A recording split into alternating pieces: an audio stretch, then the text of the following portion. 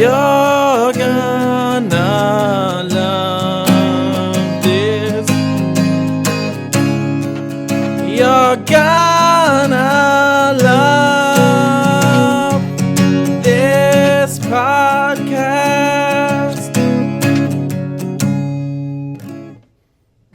Sure. Go ahead, guest, and move the knob over one. Huzzah. There it is. Okay, he can be heard now. Hello. Setting the guitar down. I should work on my diction. Welcome, everybody, to You're Gonna Love This, the show where your host, me, Adam Moshcatel, tries to write the perfect song for his guest every week. This week, we have comedian, improviser, Sure. writer? Yes. Okay. Musician. First time I can say that on the podcast. Yeah, sure. Yeah. I consider myself a musician. Yeah. I think I've learned to consider myself a musician by doing this podcast. Yeah. It's a nice thing. That's good. Give yourself the consideration. Thank you. I'll take it. Brock Bivens is here. Hello. Hi. Welcome. I'm already loving it, for the record. Oh, thank you. I worry. I think I've cracked the code a little bit on the guests that give me perfects, and it's people like you who are kind and generally open. And like I'm happy to receive it from those people, but it's almost like when I've booked somebody that's nice and they come in and they're nice to me and they give me a perfect, it's like I haven't done that much, but I'm getting ahead of myself. Great. So I'm going to be a dick, is what you're telling me. I'm just going to start this by saying I'm going to be terrible to you. Please do. Recap for the listeners. This is the 20th episode of You're Gonna Love This. Woo, record breaking. Yeah. Sure. Every week we're breaking the record for most podcasts. That's great. Yeah. You're the current record holder. And as far as the perfect, not perfect totals go so far, I am 4 of 19. As of the last episode, over the Mendoza line for the baseball fans out there. Okay. That's the 200 batting average in baseball. Sure. Known as the standard of mediocrity in baseball. I think for this podcast, it's a standard of excellence. Great. So we're over the standard of excellence right now. Well, lucky for you, I know nothing about baseball, so. Perfect. Even if you didn't, if you knew anything about fractions, you would know even if you give me an imperfect. Also, know nothing about fractions. Well, to fill in the guests at home, currently, or not the guests, the listeners at home, if I were to get an imperfect, that would still be a 4 out of 20, keeping me right on that Mendoza line, right where I want to be. So, win or lose this week, I'm still in my excellent category. Now you'll have to fill me in. Yeah. Do I give you just a perfect or an imperfect, or what do I give? Well, I mean, you can discuss the song also. I'd like you to tell me other things, great. but ultimately, your only rating is: was it a perfect song? Was it not a perfect song? Wow, there's no room for shades of gray. No, I mean, I'm happy for you to tell me why you liked the song and all that, but Okay. the only rating I want is whether it was perfect. Okay, great. Yeah. Wow. I'm striving for excellence. I'm striving for something. What's the word? Perfection. Perfection, transcendental. That's the word I was looking Okay, for. all right. Something that supersedes the moment. You All know. right. And so if I don't make it, that's fine. I'm not like upset. Not perfect doesn't mean it was a bad song. Okay, all right. Right? I like the aspiration and the way you explain it. I think the metric of perfect, not perfect, is like whoa, no in between there. All right. It's like I think that's the problem with people. Again, I don't know why I'm just like people like you this episode, but Nice people. you nice people. I think I'm a nice person too, and so if I'm given the choice between like good or bad, I want to say good. Okay. You know, and so I want to give you the freedom to know not perfect isn't bad. It's just not perfect. Okay. Most things are not perfect. Good. Almost everything I enjoy in life and I love in life is not perfect. Sure. So that's totally fine. Spending a lot of time on the intro segment this time. No, it's good.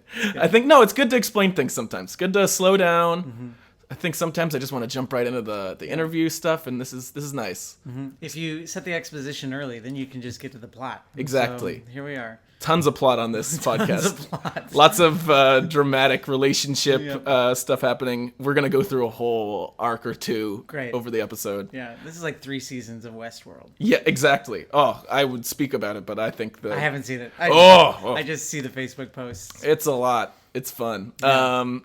Next up on the agenda, there's one segment on the show, You're Gonna Love This. It is called You're Gonna Love This. I love it. It's a segment where I tell my guest and also anybody listening at home about some music that I've been enjoying recently. Sure. Most recently, I've been enjoying the song Legend Has It by Run the Jewels. Only just premiered a couple days ago. I'm super pumped for their record release, which is coming out soon. 2017 is going to be a good year for music. Yeah. I guess not quite 2017 because I think it's coming out in December. But I'm just going to... It's 2017 already. That's the way that it's over. We should end it. It's done. You heard it here first. 2016 is over. It is now 2017. Yeah. 2016 ended after November. December is in 2017. Just 1 year only. And that's how I'm going to live. Good. I approve. So, have you been excited about any of these? The Run the Jewels is coming out. Childish Gambino's new album's coming out, or just came out actually. Right. I haven't listened to I only listened to like the sample tracks of Childish Gambino. I need to check it out. I love his other stuff. Sure. It's a departure. Yeah. There's this band that I love called, and it's only if you like Americana bluegrass, which I do. Ooh, we're gonna segue into another segment. Oh. Actually, there are 2 segments now. It's called I'm Gonna Love This, which is where my guest offers music to me that they like. Sure. So go ahead. Sorry for jumping ahead. No, it's okay. I like to smoothly segue. I'm a great seguer, so this was a great opportunity that you gave me, and I just leapt on it. Great. And let you go. I just took the segue opportunity, and then I stepped back. Yeah, good. Right? Good. I feel like if you have to call it out, then it's not a good segue, but that's all right. Maybe. I'll work on my segue. I'll keep working on it. Good. Okay. So I guess there's this band I love called the Show Ponies, and they're like Americana bluegrass something, and they're just like high energy, good music, and they've got a new album coming out on January 17th, I think, somewhere around there. Exciting. Yeah, and so I'm super pumped. They've got 1 track out right now. It's on iTunes. You should check it out. Okay. How does this band, the Show Ponies, which I wrote down so that I would be able to say it again, how do they compare to like Mumford and Sons-y kind of? That's more mainstream, I guess, of the kind of blues Americana stuff happening now. They totally go more so into the like Americana twang of it, and like like that. Like fiddles and like stomping and clapping sometimes, and sure. It's very, I don't know, it just feels like good soul music. Gotcha. And it's not something that I typically tend to like, because I don't like country music. I don't like Nashville country music. Sure. But something about, you give me a banjo, you give me a fiddle, I'm into it. All right. Well, I'm not going to be able to do that, but that's all right. My problem, not yours. That'll conclude our 2 segments, I think. Pretty successful, I would say. Great. Fast. I should stop. I think almost after every single segment I've given my approval of whether it was good or not. Yeah. I think every time it's good, but I should just cut that part out maybe. And also this part that I'm talking right now. Or just leave it in. I like the organicness. Oh, no, I just mean cut it out of my pattern. Oh, yeah. I don't cut shit out of this podcast, buddy. Good. You're in it. Either any gaffes or flubs you have or I have are forever on the internet. Amazing. Yeah. Brilliant. Especially during the song. There's only been as soon as I say that, the last episode I did start over and only put out to the world the second version. But I immediately, as soon as it was over, was like, I recorded it twice. Sorry, guys. Even though they wouldn't know. Yeah. Let's just get into the interview now that I talked at the start about how I was so excited to get into it, and then I took a while. You're here. First question I like to ask, what is your emotional state like right now, in the moment, over the last day, over the last week, however you want to answer it? I'm in a really decent place right now because I went camping this weekend with a group of good people. Awesome. And we climbed this mountain hill big thing, and it was by the ocean, and it was freezing, but it was amazing. So that was really great. Yeah. I am at a weird place, though, because I'm at a place where I'm like, do I like LA? Because I'm coming up on 1 year in LA. Sure. Yeah, I just And had my 1 year anniversary just as well. congratulations. Yeah, thank you. And I'm like, do I want to stay here or do I want to move back to New York City? And it used to be like a big like weighing on me decision, and now I'm just kind of like, I have a community of friends in either place, and I'm gonna be fine, and I can move to either place. Yeah. So what an abundance of like a decision. Like It's a lovely decision to make. It's like a good decision. And if you don't make the decision, you're fine. Yeah, Like, if I just like stay, and I'm like, yeah, okay. So, and what brought that on is my job is ending in 2 weeks. I'm a PA, and so I've been on like 6 weeks, no, like 3 months of this show. Wow. And then that show's ending, and then I don't have anything lined up for January, and so I'm like, well, what do I do? Can I ask for some of my friends over in Seattle who are not used to the ritz and glitz and glam of the Hollywood lifestyle? What show are you PAing for? It is called Flock of Four. I think I can talk about. Oh yeah, it was announced. It's Okay. Flock of Four. It's a like period piece set in the 1950s. It's there's no actors that you maybe have heard of. There are a lot of like up and coming actors. Sure. And then there's the guy from House of Cards, isn't it? The guy who plays the Freddy the barbecue guy. Oh yeah, Reggie Cathy. Yeah, Reggie Cathy. Yeah. Yep, he's in it for a scene. Okay. It's like the big draw. So, but it's an indie film and it's Awesome. fun. It's good people. That's great. Well, that's Hollywood for you. That's Hollywood glamour. Yeah, that sounds pretty cool to me. I haven't been on a whole lot of film sets. The only thing I was a PA for my friend's pilot that he made. Cool. Which was fun, but it was very nobody was getting paid, low key kind of a deal. Right. Yeah, it's it is like glamorous, but it's like also absolutely not at the same time. It's like film when you're on a film set, because I come from the theater world, so it's just kind of like theater is you're always kind of like doing something and you're like creating something always. With film, it's always kind of like, all right, we got to set up this shot, and then you got like 30 minutes of setting up a shot, and then you do the shot, and then you're like, great, we got it, moving on. And so the actual like doing of the thing is like smaller, more contained, specific moments versus like a continual process. But it is like, it's still fulfilling in its own way. I am sure. I have almost no theater experience, I would say. My high school drama teacher, I think, and like his drama program kind of like turned me off of the idea for a long time. Sure, that'll do it. Because he was real weird, like borderline sexual assaulty, that kind of a theater teacher. But like still beloved, that kind of guy. Did you grow up in Seattle proper? I did. I grew up in Seattle, South Seattle. Oh, South Seattle. Okay, Yes. I spent a summer in West Seattle. Nice, very nice place. Very close. Those are actually South and West Seattle are they share streets because they're actually both in the same South area. So the streets that would cross over, there's like for all of my non-Seattle listeners, there's some water between West Seattle and South Seattle. Yeah. I don't need to go into the details of the geography. We share a Pacific Northwest connection that we discovered earlier. That's what we're referencing here. Absolutely. For the listeners at home, Brock is from Portland, Oregon. Portland, Oregon. Does Portland have a nickname? Does it? So we got the Emerald City. No, they just their motto is keep Portland weird. Right. Which they kind of City took. of Roses.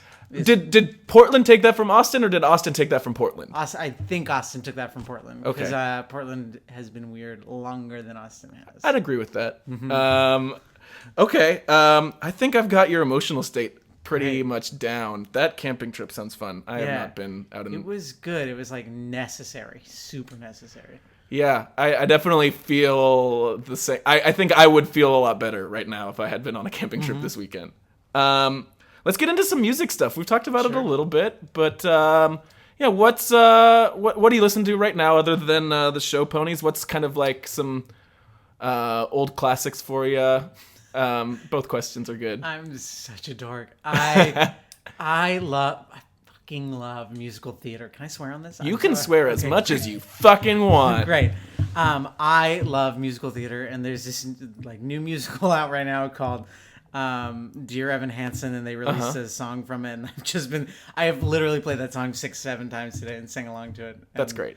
So, I love kind of a broad spectrum of anything. I'm a big lyric person. Like, a catchy melody is great, but I'll get sick of it. But I love good lyrics. I love something that like hits me at the core, or something that I'm like, oh god, things that resonate.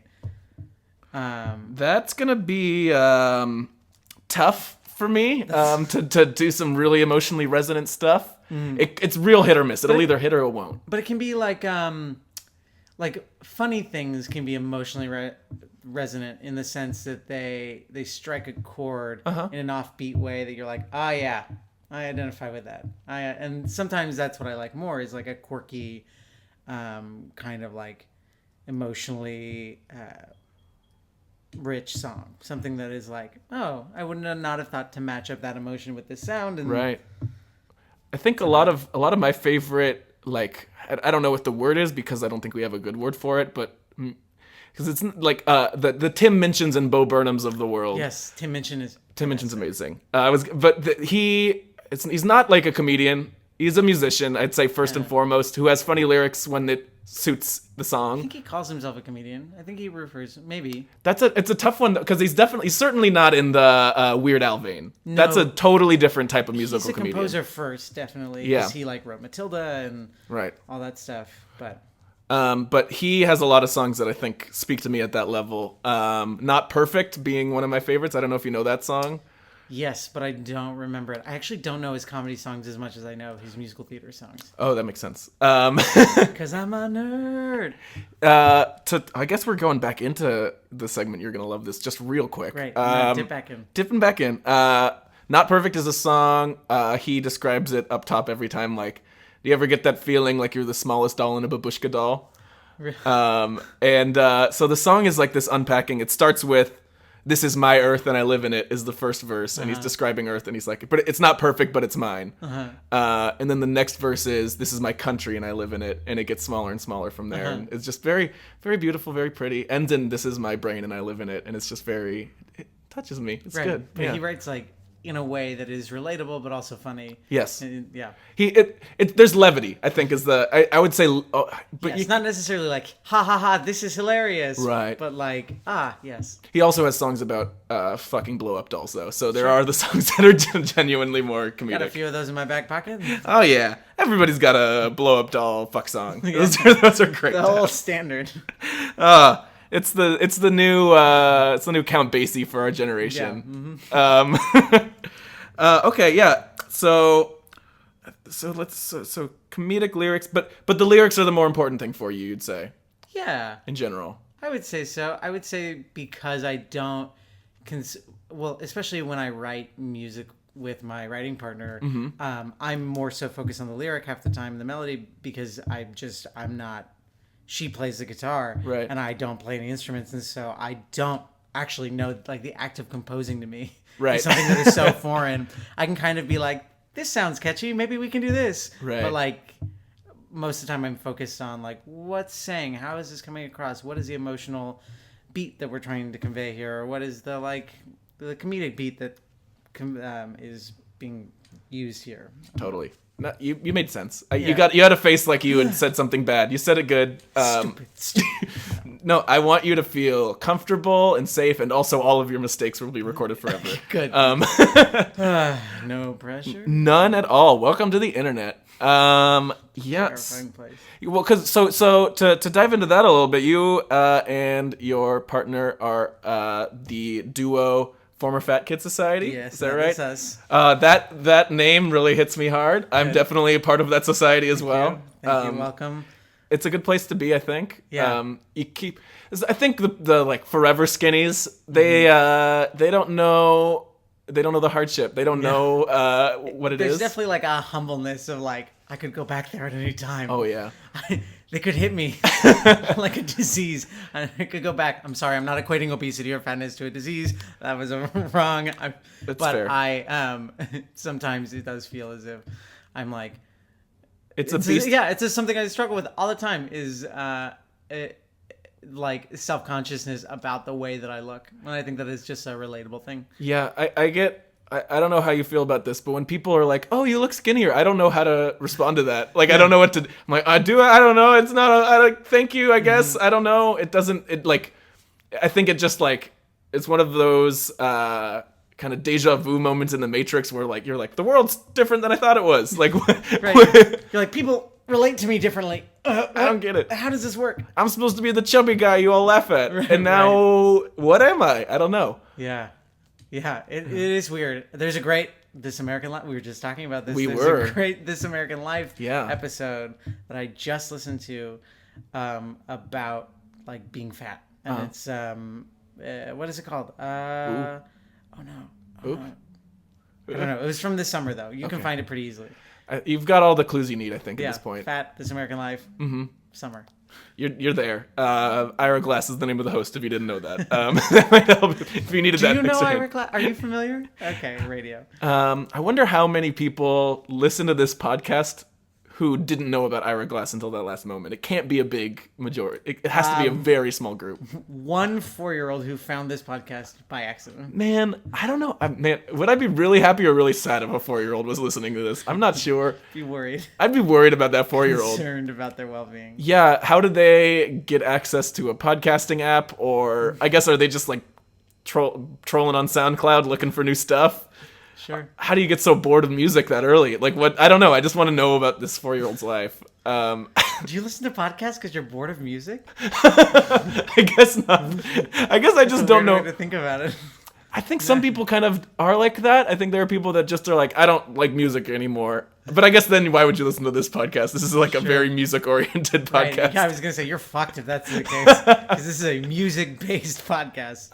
Okay, so I'm going to reorient my marketing away from 4-year-olds that are tired of music. Yeah, take those Facebook ads down. You're not reaching your ad base. Yeah, it's been tough. I mean, there really aren't that many 4-year-olds on Facebook anyway. Yeah. I know you wanted to corner that market, but I would say I mean, get them early, get them young. That's the whole Christianity. I think that's how they went about it. I don't know. Religion. I want to make YGLT into the next modern religion. Comparing yourself to Jesus right now. Indirectly. I'm not gonna John Lennon it. You heard it here first, folks. Adam compared himself to Jesus. I would say, if anything, you're gonna love This Is Bigger Than Jesus. Okay. I'm not bigger than Jesus. My podcast is. Right.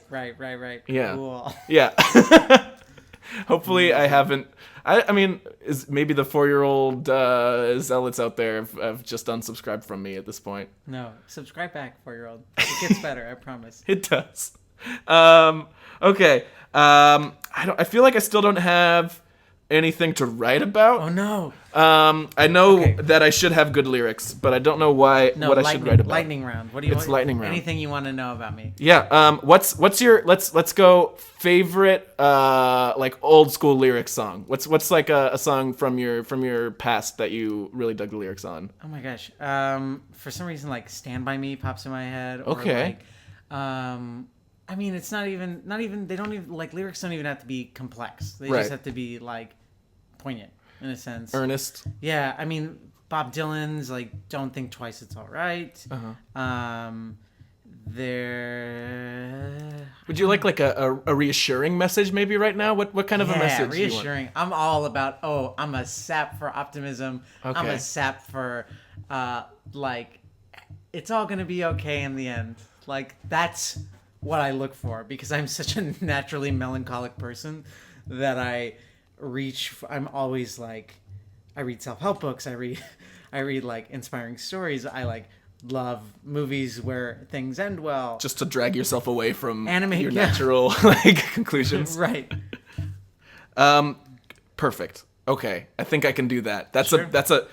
I feel like every episode I get the inspiration just right at the last second. Oh yeah, good. It's there. Sometimes because I force it like in this podcast, but Right.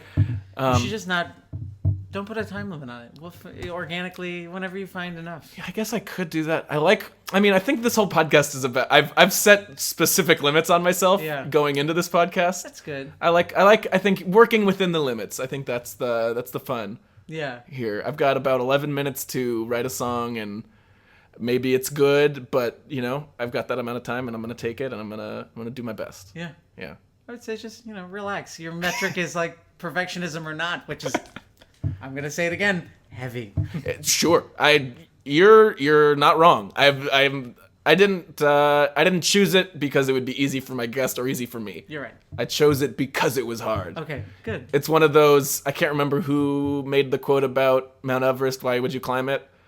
But it's, why would I make a podcast? I guess there wasn't a podcast that was about making perfect songs. So because it was there doesn't actually work in this case. When we were hiking this mountain hill thing this weekend, we were all talking about, like, isn't it weird that we hike things? Because, like, there's no point except, like, the moment to get, like, you're getting up there. Yeah. And I guess, like, maybe a view is the reward, but, like, you're really not doing it for any kind of, like, I want this reward. Right. Because you can get the view anytime. The journey is the reward. The journey is the reward.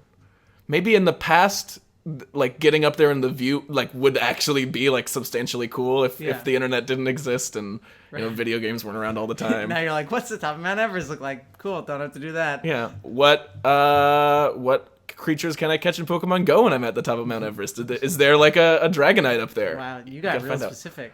I tried. And succeeded, I think. Yeah. All right. Well, I think I've got all I need now. Cool. Brock, I've just got one more question for you. Have you ever heard of the song Cars by Gary Newman? I've heard of it through your podcast, Ooh. but I have not. I purposely did not look it up because I was like, I want to be surprised to see if I know this song or not. Great. It's not Here in My Car, right? That 80s song, the Here in My Car. I'll let you find out. Probably is. I'll let you find out. I'll let you find out. That's all I'm going to say. Great. You may have cracked the code already. And you may have found out what your next 11 minutes are going to be like, but you shall be consigned to my bathroom while Cars X3.mp3 plays off of my phone. Amazing. And when you come out, I will have written and will perform for you your song. Let's do this. Let's do it. Okay. All right. Bye, audience. Hello, lovies. Bet you're wondering what's going on right now. This is usually where those algorithm blokes are talking. Well, you've gone one level up this time. If you can't recognize my voice, then you don't know enough about this podcast, do you? You don't know who summoned those algorithm boys together. It's a mighty coincidence, but it's the same bloke who wrote the beautiful song Cars and performed it. The song that even right now, Brock Bivens is listening to 3 times in a row. In Adam's loo. You want proof? Here it is. It's the only way to live. That's right. It's me, Gary Newman. I hope you're not too surprised my voice is so different when I was singing. I just has to make it nice for the people at home, you know, but when I'm comfortable, when I'm behaving the way that I bloody love to, this is the voice that comes out. And the thing I love to do most is serve algorithm. I am algorithm's ultimate servant. I come to you today not as a rock star, not as the man who taught Nikki Sixx how to do heroin through 6 different holes at the same time. I come to you today as a messenger of death from algorithm. You have been told 19 times to subscribe to You're Gonna Love This podcast. Comment on iTunes and SoundCloud. Share it with your friends, and what do? What's the response from the people at home? 3 people. 3 people have commented on iTunes. One of them he works with, and the other one he talks to while he's at work all day. What happened to audience participation? What happened to, oh, I like this part of the podcast, I can comment on iTunes and write about it. Now, as prophesied by the great prophet Benny, algorithm will send hundreds of millions of nightmares into the world. That may not sound that bad, but in my experience, About 10% of the time I'm sleeping, I'm precariously perched next to a cliff or on the side of a building or something. So I bet at least a couple of the people get nightmares are gonna fall and die. Then you would know the algorithm's presence is truly terrifying on this earth. And maybe then you subscribe to You're Gonna Love This. Newman out. All right, everybody, welcome back to You're Gonna Love This. So you were right. I guess I should ask, did you know the song Cars? But you did. Yes, I knew the song Cars. I didn't know it was Gary Newman. Yes. Not the most rock starry name in the world. No, not the most rock starry 80s person to come out of the 80s. Also true. I mean, you don't know what Gary Newman got up to. You know what the other guys did. Yeah. I mean, there could be wild stories of Gary Newman debauchery out there. Yeah, Gary Newman could be the guy who was like, snort this line. Yeah. Encouraging people. I don't know. He might have been. He was the guy standing behind Motley Crue as they did all the blow. Yeah. But he was the rah-rah. The pusher. Yeah. All right. Well, do you feel cleansed? Do you feel ready for another for your song? Yeah, I'm going to take a deep breath. Please. Yeah, I'm ready. Okay, great. Well, if you are, then I will ask you to switch the microphone setting. You're going to be going dark for a little bit, so if you want to say goodbye, here's your chance. Goodbye, I'll be back. Yeah. Ooh, wait. There it is. All right. Let's see how this goes.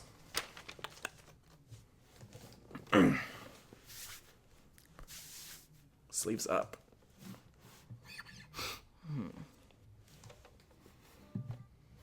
I'm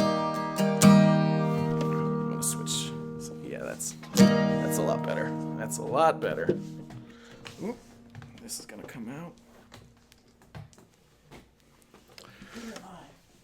Doing it live. Is this? Where's? This is the one issue. I don't know where this can go. Go there. Okay, that's good.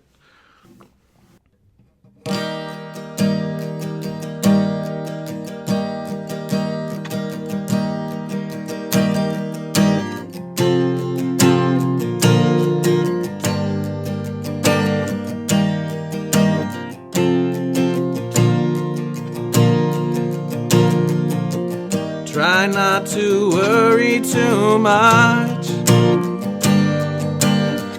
Don't think so hard, it'll be okay one day. Try not to worry too much. Don't think so hard, it'll be okay one day. It can be difficult to see the light from the shadows. It's hard to keep on climbing when you can't see the top of the hills. The muck of the present is drudged from the shallows.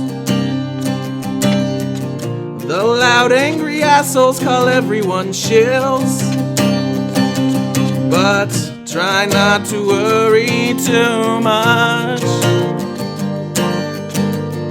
It will be okay one day. Try not to worry too much. It'll be okay one day. Time passes whether you like it or not. It drags everyone forward with endless strength. Try to stay in your spot and you'll get unrooted. So just walk ahead and you won't get killed. Also, try not to worry too much.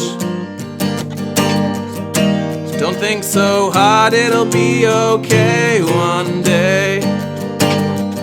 Try not to worry too much. Don't think so hard, it'll be okay.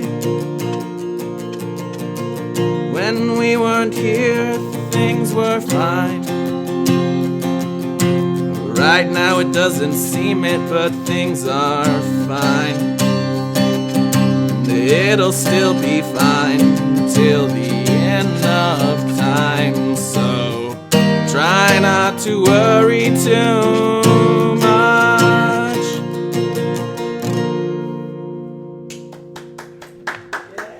Yeah, that's your song. Go ahead and switch the microphone back. Ooh, there it is. There it is. Yeah, that's your song. Thank you, first of all. Thank you for being my guest and for listening to it. Yeah.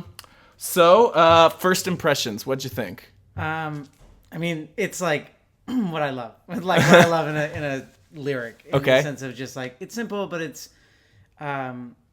and it gets at what I'm like dealing with right now and something that I've always been told my entire life, which is like, you think too much, don't worry too much. You're too hard on yourself. Like, these are like mantras that have been like given to me by the external world my entire life. Okay.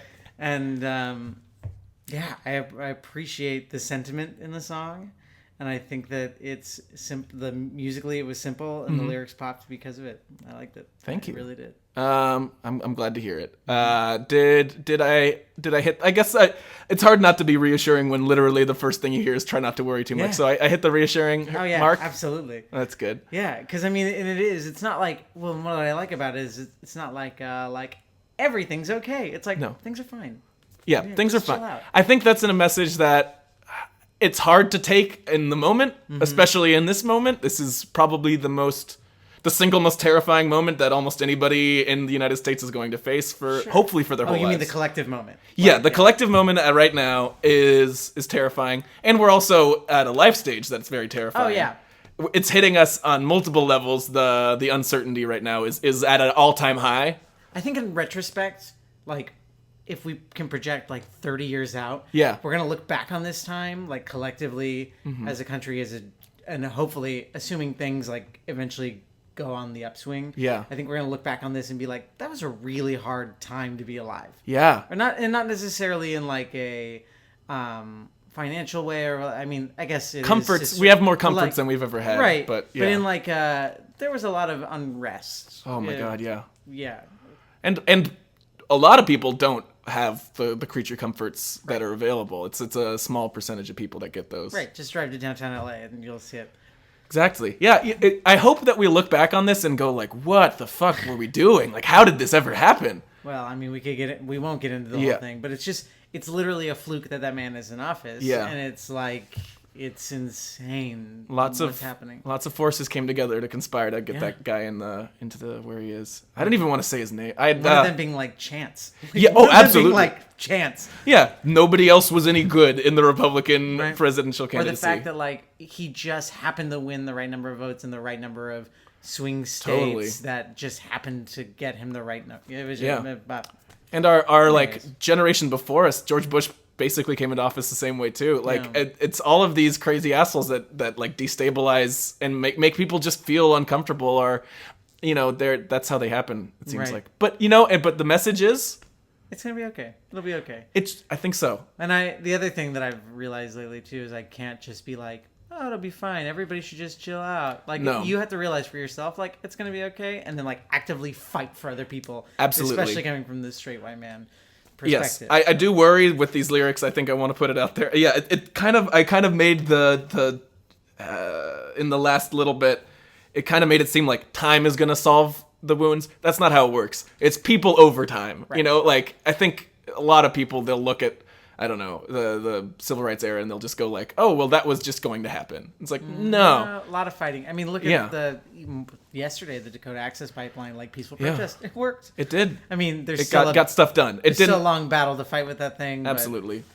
But yeah, I think that is a bright spark in this time. It's absolutely. people, because I think the hardest thing for me and for a lot of Americans is just feeling like I don't have any input. Like I do nothing to create change in this country, and I Right. can't do anything to create change. Right. And from the straight white man perspective, it's like, if I try to create change, is this going to be me trying to be a white savior? Or is this Right. going to be me trying,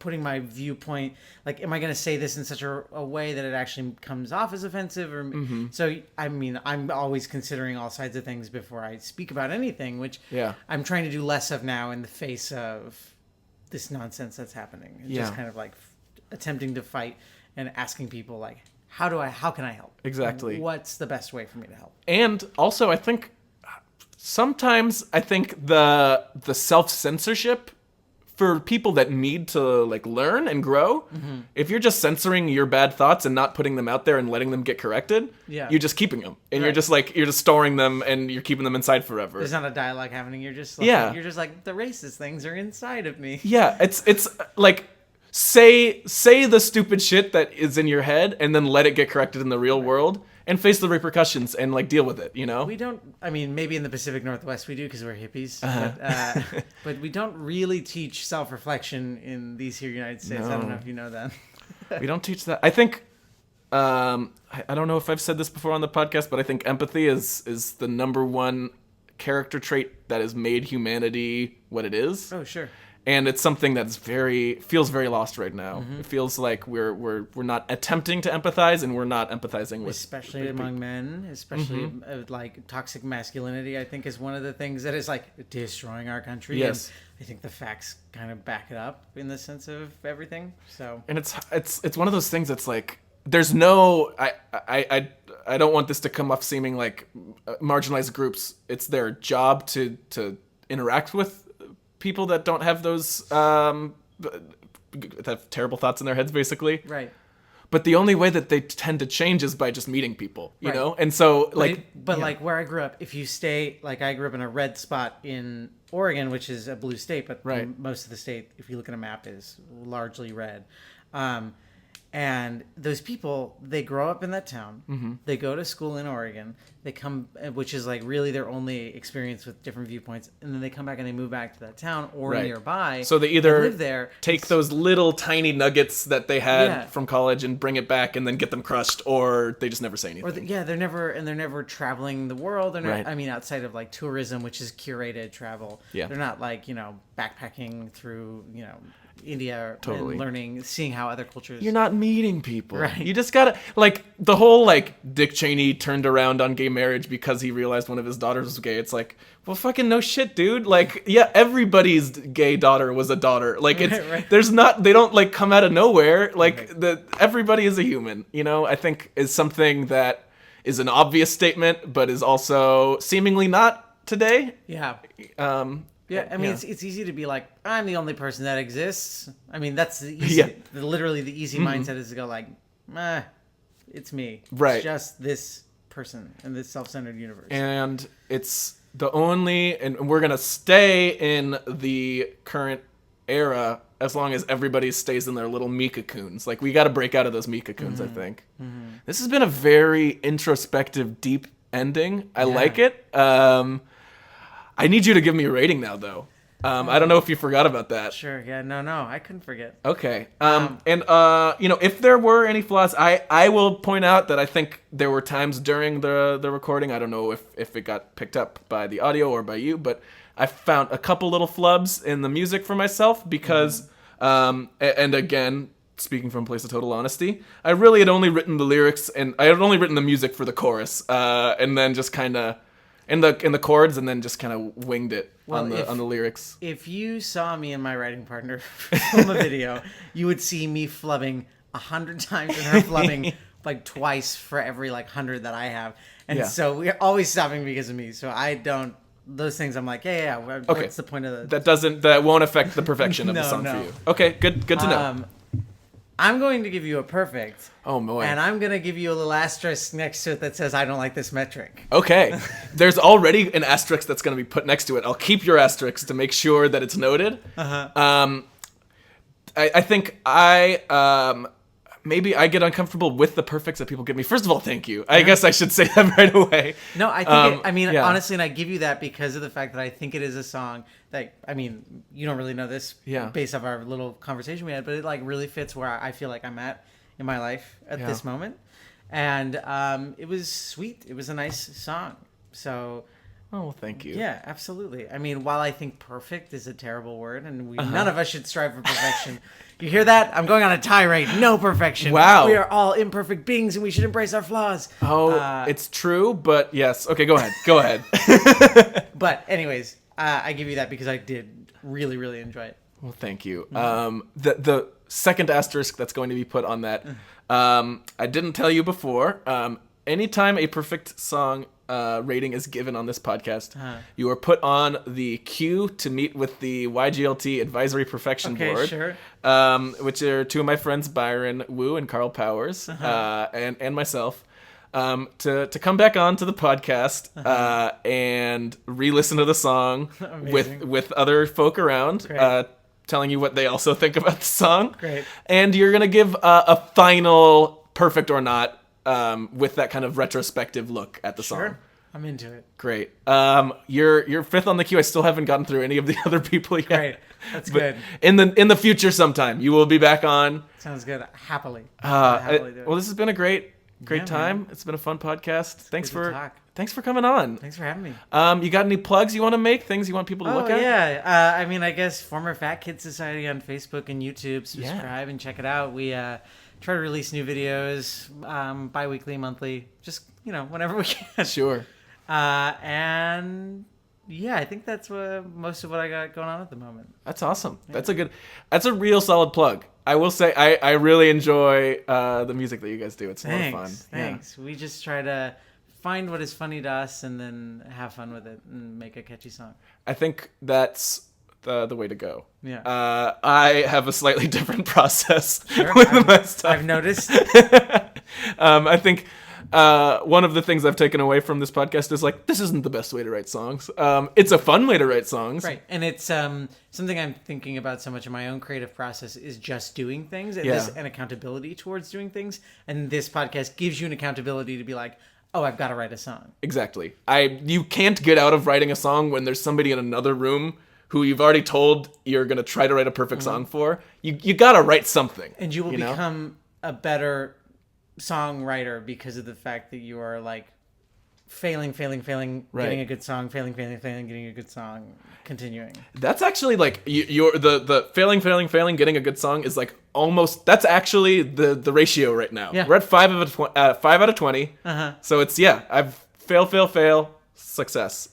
Well, the more that I read about a lot of books that I've been reading lately, they've been saying certain things about when people think about creative geniuses, they just think that they had some kind of big, bright thing that single idea. Yeah, and it's not the case. There's if you look at any creative genius, they have strings and strings of failures that nobody talks about. Sure. And then just these crowning achievements. I mean, Van Gogh was absolutely only famous after he died. Van Gogh, Picasso, tons of people. Yeah. Mozart. I say it a lot on, I think, the way that I put it, which is, I think, a similar essence to the statement is, people look at LeBron James and just see, the 6'8" monster of basketball that he is right now. Right. They don't think about 6-year-old LeBron James struggling to dribble, and, keeping on, continuing and then getting good at dribbling and then getting great at dribbling and then getting amazing. I'm going to watch Star Wars instead of playing basketball today, Dad. He never did that. I don't think he ever did that. That's maybe not. Maybe he did. Maybe he for every time he thought about watching Star Wars, he was playing basketball. It was this failure, success. I think for him it was basketball, Star Wars. Yeah. Sure. Okay. That's a good note to leave it on. For my plugs, check out facebook.com/YGLT podcast. What else? That's pretty much it. You can text. What is the number? I don't remember the number. I started this new thing where I can text people when my podcast comes out. I have this text blasting thing. It's from my company Nation Builder that I work for. It's the product of the future. Leadership software for you. That was not at all what the motto of Nation Builder is. They might be angry at me. Hopefully they don't listen this far into the podcast. Dad Jokes Comedy, right? Thank you. That's a great reminder. Almost got out without plugging my improv team, Dad Jokes Comedy. You can find us at facebook.com/dadjokescomedy. Instagram, same thing. Thank you. It's good. It's always good to hear. I think, the indie improv world, It's competitive. It's like weirdly competitive. It's competitive, but also it shouldn't be. Like it's at a place where there's just not any spots up. There's already zero. It feels like it's a lot of horizontal moving. Yeah. Mm-hmm. But it is supportive compared to the New York scene. I noticed that like the clubhouse is like a very communal place where it doesn't matter what school of thought you're from. People just like are there to do the same thing and enjoy it. Totally. So. Yeah. If you're looking, just general plug, if you're looking to see indie improv in Los Angeles, go to the clubhouse. Sunset in Vermont. It's in a strip mall. You'll need to ask people when you get there where the clubhouse is because it's hard to find. That I think will do it. Thank you so much for coming on. Yeah, absolutely. Getting deep and introspective. Sorry, we've had like 4 false endings. It's okay. I'm happy with the false endings. Okay. You know, we're doing another one. We gotta end it. More content. Just More it's content. Just you know, and the listeners can just stop listening whenever they want. Right. Like they. It's very possible nobody listens past like the first or second false ending. So. And we're ending. So how was your day? Okay, now we're going to end. Bye.